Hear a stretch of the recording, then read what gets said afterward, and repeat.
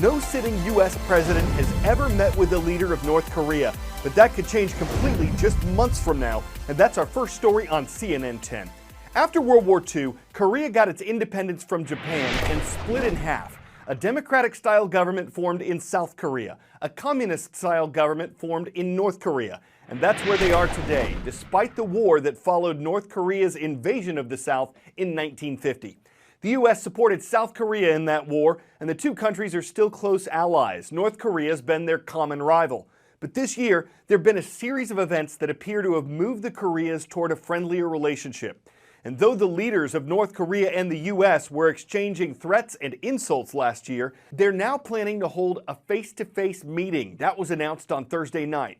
South Korean negotiators who'd recently visited the North then traveled to the White House. And shortly after they arrived, U.S. President Donald Trump said he'd accept a meeting with North Korean dictator Kim Jong-un.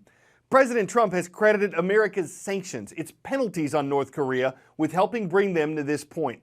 And he says those sanctions will stay in place until North Korea agrees to get rid of its nuclear weapons. That's a major goal of the international community. Critics say North Korea's leader is a brutal dictator who increased his power through murder, and the American leaders shouldn't reward him with a presidential meeting. And while the details of that meeting still have to be figured out, just the fact that it's being discussed is historic. President Trump appreciated the briefing and said he would meet Kim Jong-un. U.S. President Donald Trump has agreed to a meeting with North Korean leader Kim Jong-un. This would have been unthinkable just a short time ago, and yet here we are. How did this happen? Especially after much of the Kim Jong-un era being defined by scores of missile launches, nuclear tests, escalating tensions, the United States ratcheting up sanctions on North Korea. Today we put the strongest sanctions on Korea that we have ever put on a country. The U.S. threatening military action if diplomacy doesn't work out. We will have no choice but to totally destroy North Korea. There were times that these two countries seemed at the brink of war, and yet now we are on the verge of what could be a political breakthrough. But it comes with many risks for all parties involved. You don't get much higher than a summit between two heads of state.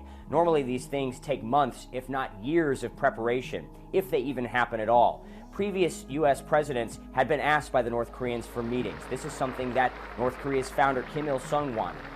The second leader in North Korea, Kim Jong-il, also tried to meet with a U.S. president, with President Clinton near the end of his second term. It didn't happen. President Bush, President Obama never really seriously considered a meeting with the North Koreans, but now Kim Jong-un has invited President Trump. President Trump said yes on the spot, and now they have just a matter of weeks to prepare for what could be the most consequential moment so far when it comes to foreign policy for the U.S. president. And there are many risks involved.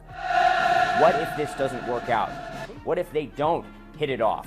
What if it goes horribly wrong? Then where do you go from there? Some analysts believe this could actually push the United States and North Korea closer to the brink of war if it goes badly. But if it goes well, this could be something significant, something that no other U.S. president has ever done before, normalizing relations with North Korea, one of the most secretive and perhaps difficult countries to deal with on earth. Could President Trump be the one to convince them that it's worthwhile to abandon their nuclear program, something they have insisted over and over again they would never be willing to do? History shows that negotiations with the North Koreans have seemed promising at first, only for things to fall apart. The United States has often accused North Korea of cheating, of reneging on deals that they agreed to. Will this time be different? We just don't know, and we'll have to wait and see. Laws are changing in the U.S. state of Florida following a deadly shooting at a high school on February 14th. Governor Rick Scott signed a $400 million bill last Friday. The largest portion of the funding, $98 million, will go toward increasing security at Florida's schools. $97 million will help pay for more armed school resource officers.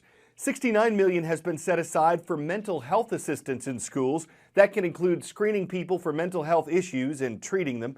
$67 million will help fund training for some teachers who want to carry guns on campus. This will have to be approved by school boards and local sheriffs.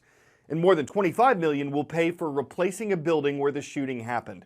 Other parts of the law include banning certain components that make guns fire faster and giving police officers more authority to take weapons and ammunition from people seen as mentally unfit to have them. In addition, the new law raises the minimum age to buy a firearm in Florida. It used to be 18, it's now 21. The National Rifle Association, a nonprofit group that advocates for Americans' gun rights, is suing Florida, saying that raising the minimum age to buy weapons violates the 2nd and 14th Amendments to the U.S. Constitution. Florida's teachers union says it doesn't want any teachers to carry guns. It wants only police, safety, and resource officers to be allowed to do that.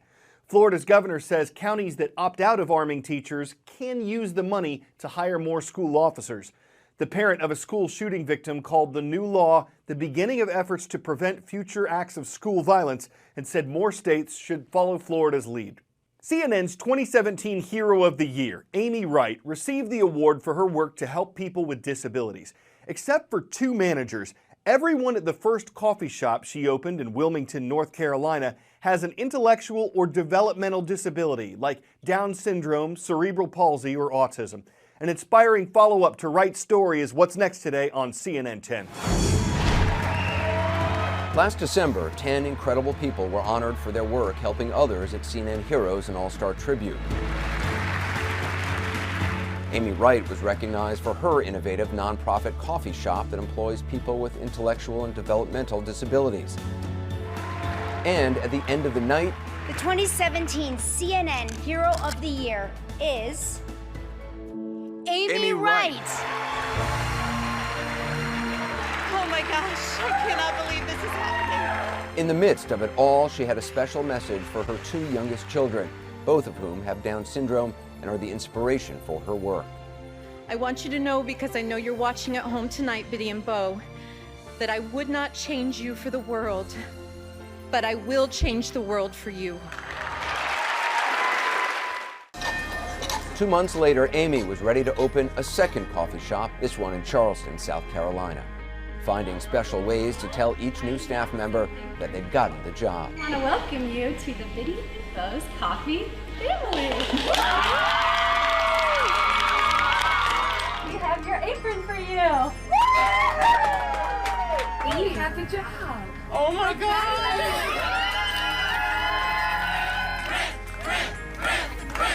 Finally, opening day arrived. Thank you for coming out.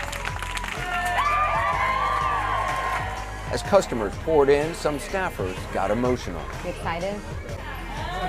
You're gonna be great. You're gonna be great, honey. You're gonna be great. You got this. I'm here. We'll do it together, okay? For most of these 17 new employees, this is their first job. I thought that I would never ever get a job because of my disability. We've been learning about how we greet people, like how we work the register. And for Amy, that's what it's all about, showing others how much her team can do. People with intellectual disabilities aren't valued, and so this coffee shop has created a place where people see their value. Amy wants to open 10 more shops around the country within the next 2 years, inspiring other employers to tap into this often overlooked workforce. It's a mission that she hopes will change the world one cup of coffee and one smile at a time.